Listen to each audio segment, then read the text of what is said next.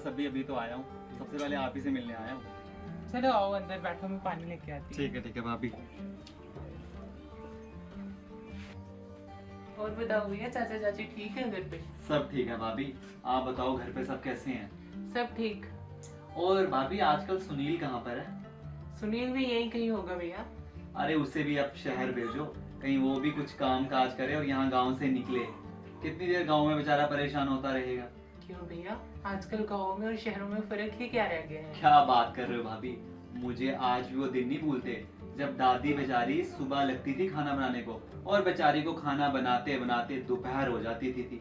पहले लकड़ियां ढूंढ के लाओ, फिर लकड़ियां चूल्हे में लगाओ, फिर उसको सुलगाओ और फिर जाके 2-3 घंटे में खाना ही बनता था सिर्फ। अरे गांव की जो जिंदगी है ना, बहुत ही मुश्किल है भाभी। नहीं भैया, आजकल पहले जैसे दिन नहीं रहे हैं, गाँव में भी बहुत सारे सुधार आए हैं। आपका कहने का क्या मतलब है कि भाभी अब आप चूल्हे पे खाना नहीं बनाती हो क्या? नहीं भैया, चूल्हा तो वहाँ बाहर ऐसे ही पड़ा हुआ है। मैं तो अब गैस सिलेंडर पे खाना बनाती हूँ। मतलब आपने खुद से सिलेंडर और गैस खरीद लिया? नहीं भैया, ऐसा कुछ नहीं है। पीएम उज्ज्वल योजना के तहत आजकल हर गांव में सरकार की तरफ से गैस चूल्हा जो है वो गरीबों को सहायता के लिए मिला हुआ है। ये तो बहुत अच्छी बात है भाभी। और मुझे ये बिल्कुल नहीं पता था कि गांव में आजकल चूल्हे की जगह गैस और सिलेंडर सरकार की तरफ से मिलना शुरू हो गए हैं। तो बहुत अच्छी बात है भाभी। चलिए भैया, आपको दिखाती हूँ।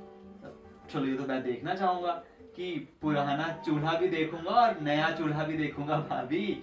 चलो बताएं जरा मुझे।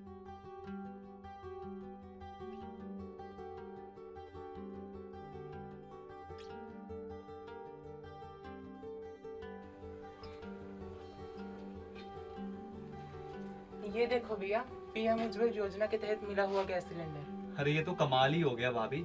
अरे मुझे तो पता ही नहीं था कि अब आप भी गैस और सिलेंडर में खाना बनाने लग गई हैं।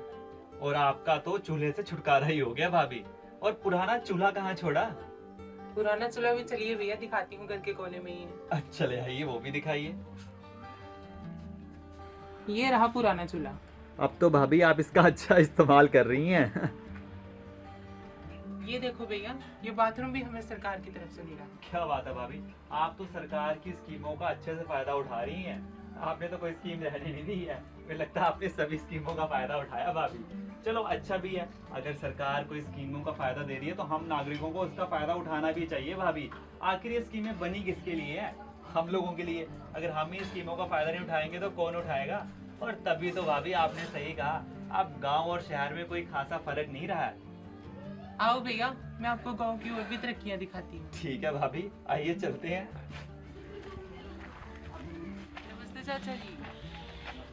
भैया, ये हमारे गांव के सरपंच जी। नमस्ते जी, नमस्ते।